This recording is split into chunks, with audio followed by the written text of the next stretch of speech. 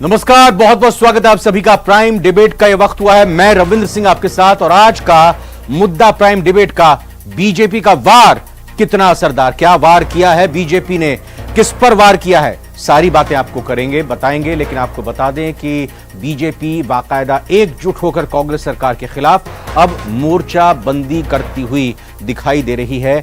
आज बीजेपी ने भ्रष्टाचार, दलित उत्पीड़न, कानून और चौथा आपदा प्रबंधन, इन 4 मुद्दों को लेकर राज्यपाल को ज्ञापन सौंपा। बीजेपी ने सभी विधायकों से अपने क्षेत्र में, यानी अपनी पार्टी के सभी विधायकों से अपने अपने क्षेत्रों में राज्य सरकार के खिलाफ मुद्दों को लेकर बाकायदा एक चार्जशीट तैयार करने के निर्देश दिए हैं। साथ ही आगामी अंतिम विधानसभा सत्र के लिए भी तैयार रहने के निर्देश दे दिए हैं।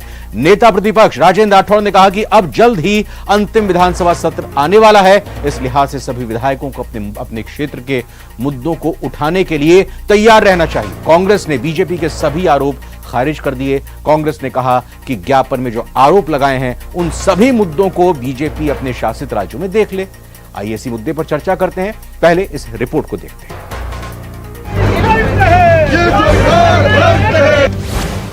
चुनावी साल, कांग्रेस सरकार को हर मोर्चे पर घेरने में जुटी बीजेपी।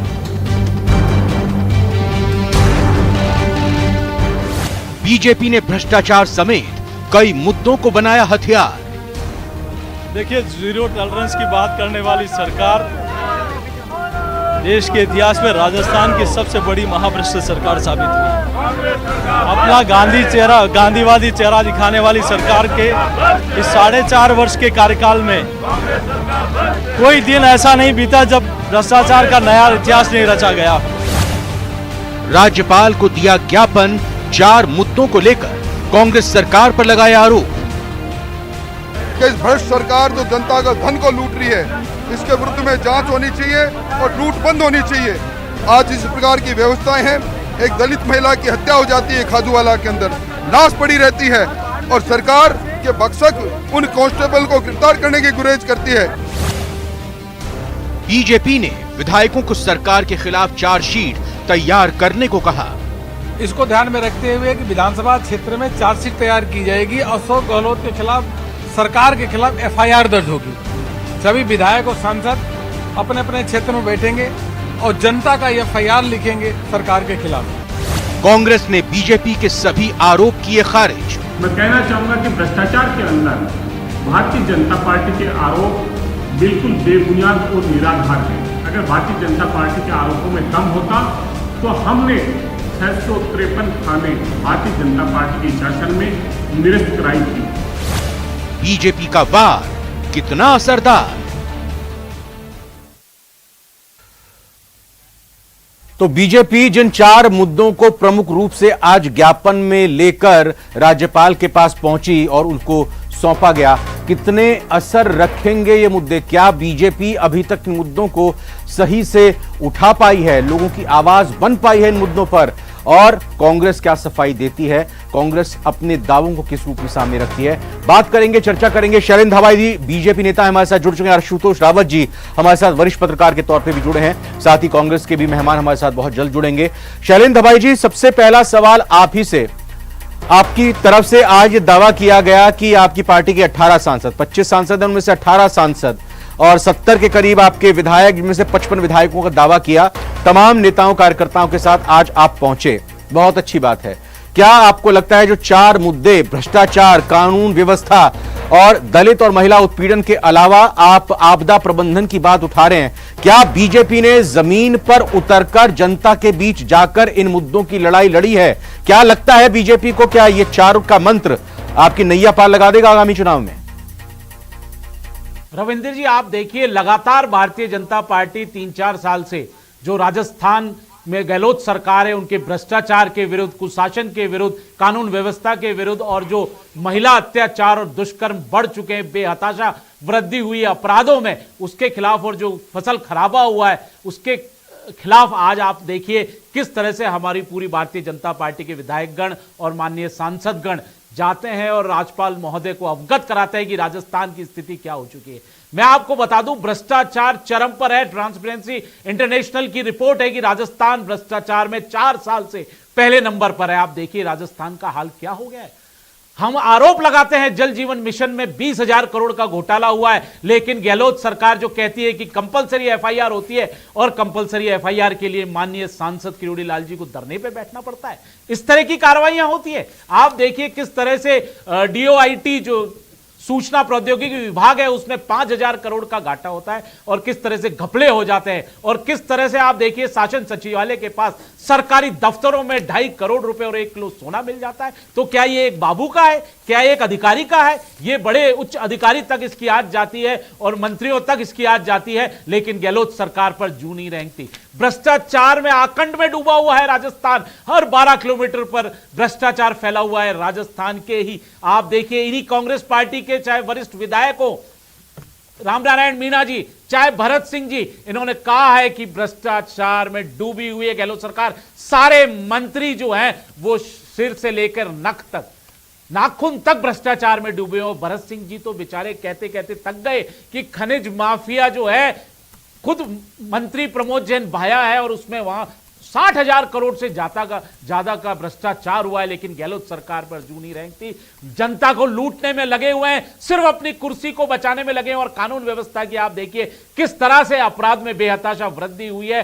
आपको मैं बताऊं आंकड़े, राजस्थान में 10 लाख से अधिक आपराधिक मुकदमे दर्ज हुए और महिलाओं के खिलाफ आप देखिए 2 लाख से अधिक अत्याचार और उत्पीड़न के मामले दर्ज हुए, जिनमें से 30,000 से अधिक महिलाओं के प्रति दुष्कर्म और सामूहिक बलात्कार के मुकदमे दर्ज होते हैं। यह एफआईआर, कंपलसरी एफआईआर कहने वाले गहलोत जी की जू नहीं रेंगती। जब महिला पे बलात्कार हो जाता है और एफआईआर दर्ज कराने के लिए, रिपोर्ट दर्ज कराने के लिए जनता को आंदोलन करना पड़ता है, जब आरोपियों को गिरफ्तार कराने के लिए, सही जांच के लिए आंदोलन करने पड़ते हैं और सड़कों पर जनता को आना पड़ता है। इस तरह की राजस्थान में सरकार चल रही है। आप देखिए क्या व्यवस्था बन चुकी है राजस्थान में कि युवाओं को आपने वादा किया था बेरोजगारी भत्ता देंगे, नहीं दे पाए। नौकरियों देने का वादा किया था, आप 1.25 लाख नौकरी नहीं दे पाए और 16 से ज्यादा पेपर लीक हो जाते हैं और हमारे जो युवा, शिक्षित युवा बेरोजगार हैं 1 करोड़ से अधिक, उनके आंसू, खून के आंसू रोते हैं। उनकी आकांक्षाओं, अरमानों पे, सपनों पे गहलोत सरकार कुठाराघात करती है, उनको। शैलेंद्र दवे जी, मैं एक चीज तो ये जानना चाह रहा हूं आपसे। उन्हीं के पूर्व उप मुख्यमंत्री पीसीसी चीफ कहते हैं कि ये पेपर लीक मामले में मैं मुआवजा दिलाऊंगा। मैं पूछना चाहता हूं आज वो सचिन पायलट जी कहां? शैलेंद्र जी, मैं आपसे एक चीज जानना चाह रहा हूं। आपने अपने वक्तव्य में, अपनी बातों में तो रखा इस बात को कि पेपर लीक एक मसला है, लेकिन मुख्य तौर पर ज्ञापन में 4 बातों का उल्लेख किया। पेपर लीक का जिक्र आखिर किस वजह से छूट गया, और दूसरी तरफ किसानों की, बेरोजगारों की भत्तों की, और जो ऋण माफी की बात लगातार कर रहे हैं, किसान सम्मेलन भी आप आगे चलकर करेंगे, तो ये मुद्दे इसमें क्यों नहीं जोड़े गए आज? देखिए वो तो चुनाव घोषणा पत्र में लिखा हुआ है। कांग्रेस पार्टी, नहीं, मैं आपकी बात कर रहा हूं। बीजेपी ने जो इन मुद्दों की आज फेहरिस्त तैयार की, ये मुद्दे आपसे कैसे छूट गए?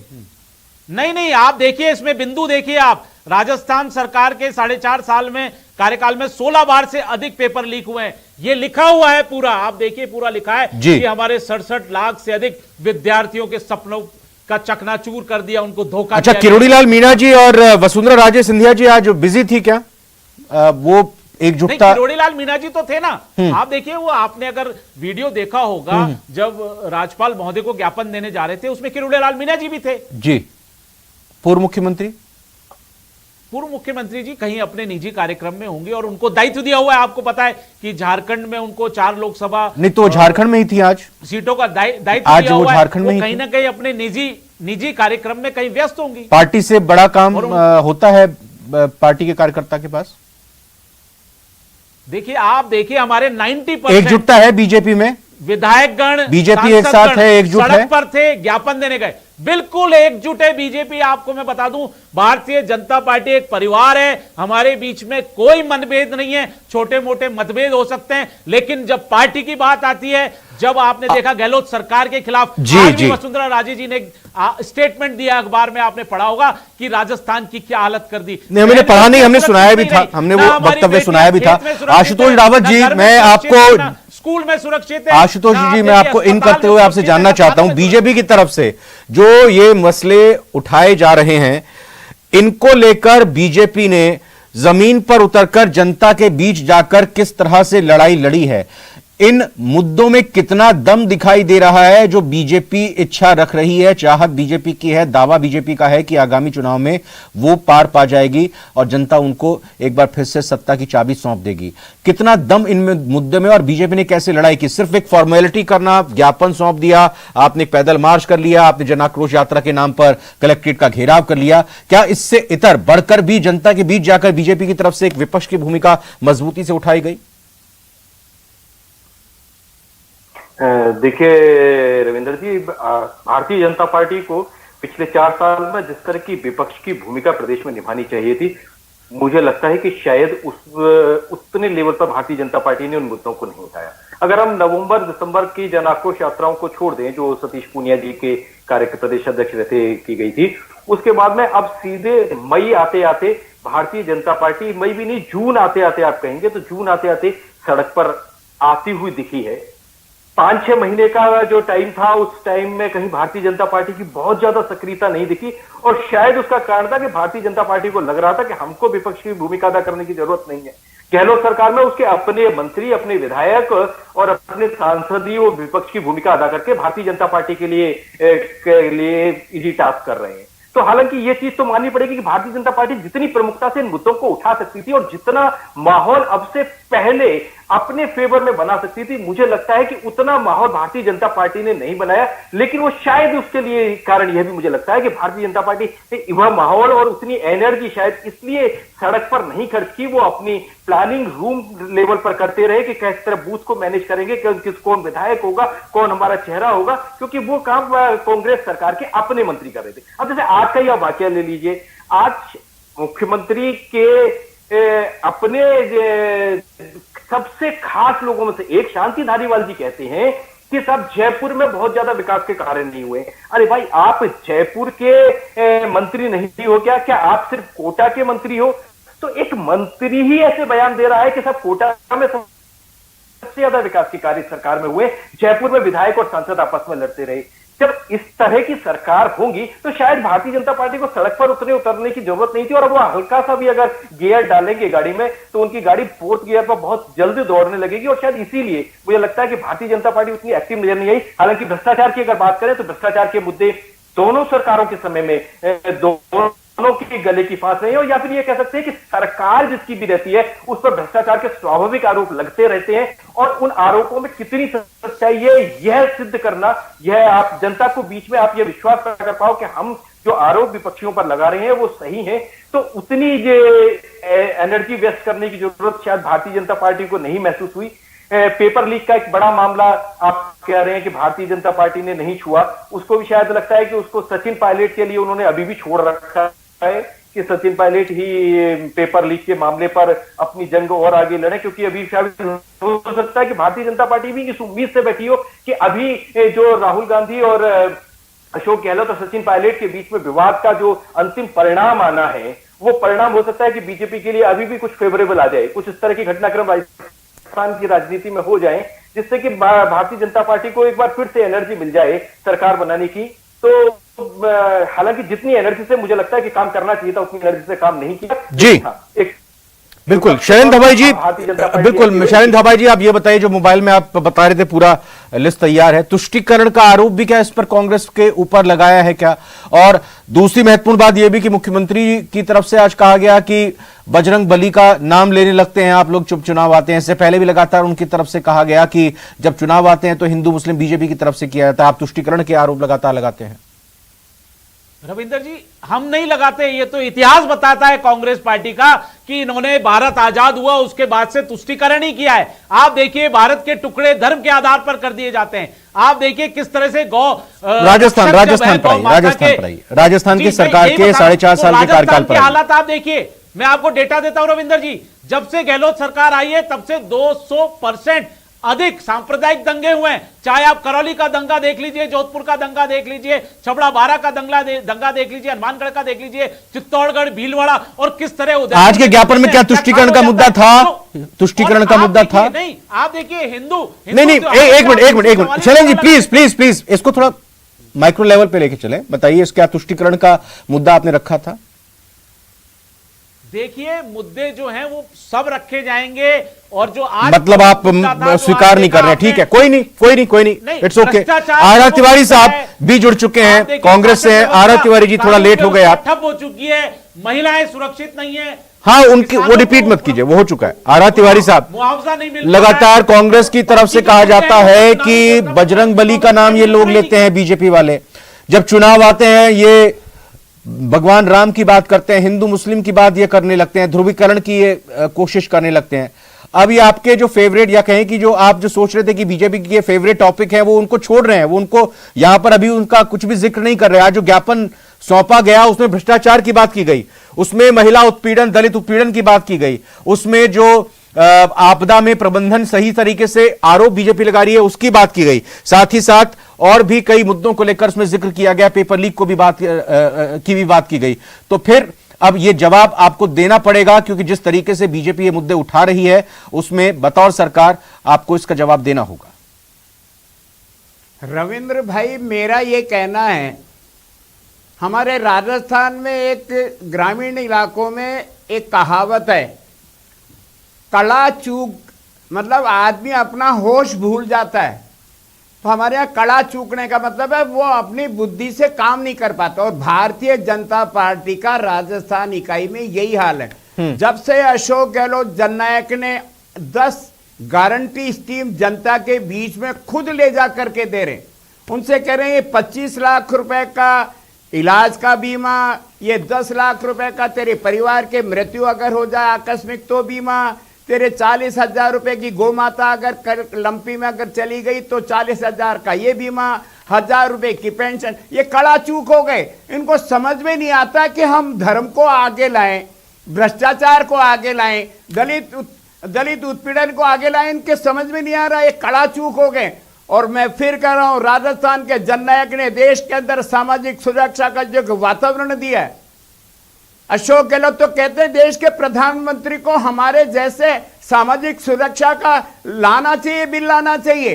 देश में पहला कांग्रेस का राज है यहां, जहां हमने राइट टू हेल्थ का बिल दिया। राजस्थान पहला राज्य है रविंद्र, हमने 60 साल के बाद में उस कर्मचारी को जिसको लगता है कि बुढ़ापे में मेरा बेटा साथ देगा ही नहीं देगा। आर तिवारी जी, 10 का दम तो आप दिखा और बता रहे हैं, लेकिन मुझे यह बताएं कि एक दलित बेटी, उसकी अस्मत लूट ली जाती है, उसके बाद उसकी हत्या कर दी जाती है और 4 दिन तक उसके परिवार वाले धरने पर बैठे हैं इस इंतजार में कि आरोपी को पकड़ा जाए। यह वही प्रदेश जहां पर अभी पिछले दिनों कोटा में 31 लाख की लूट की वारदात हो जाती है, कानून व्यवस्था पर इस सवाल खड़ी करती है। योजना भवन में करोड़ों रुपए मिलते हैं, सोना मिलता है, एक अधिकारी गिरफ्तार अभी तक उसमें हुआ है। पेपर लीक कितने हुए वो आप जानते भी हैं। आपदा प्रबंधन को लेकर किस रूप में किस तरह की चीजें और आरोप लगाए गए बीजेपी की तरफ से आप पर, आप वो भी जान रहे हैं। खाली महंगाई राहत शिविर और 10 का दम दिखाने से ही क्या आप ये मान रहे हैं कि नैया पार हो जाएगी? क्या ये जो तात्कालिक मुद्दे सामने आते हैं उसको लेकर आप आंख मूंदे बैठे रहेंगे क्या?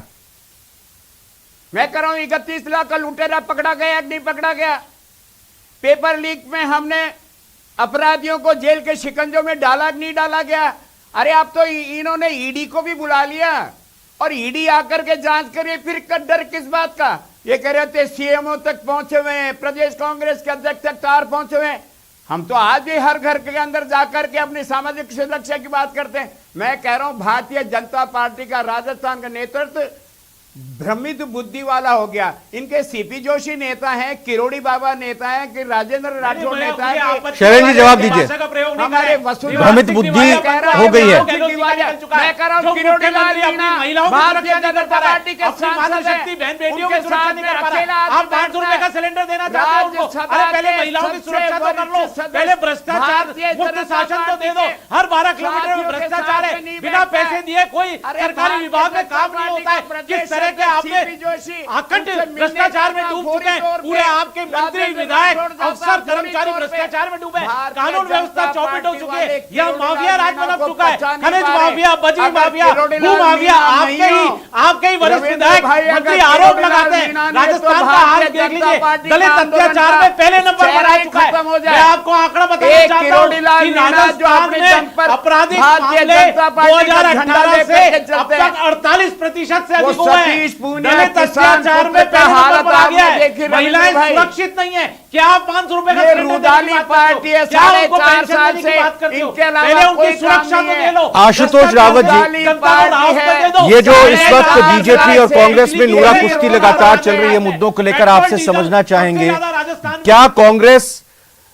इतनी कॉन्फिडेंट हो गई है, उसको लग रहा है कि 10 का दम दिखेगा इन महंगाई राहत शिविरों की योजनाओं के जरिए, आरटीएच के जरिए, तमाम जो इंट्रोडक्शन किया गया बजट के दौरान, या फिर बीजेपी जो सोचकर चल रही है कि जो महंगाई राहत शिविर के चलते एक तरह से जो दावा कांग्रेस की तरफ से किया जा रहा है कि जनता का झुकाव प्रदेश की सरकार पर हुआ है, तो बीजेपी उन झुकाव को हटाने के लिए, या यूं कहें कि जो तात्कालिक मुद्दे और बड़े मुद्दे सामने आ रहे हैं उसको उभार कर कहीं ना कहीं जनता को अपने खेमे में लेकर आ सकती है?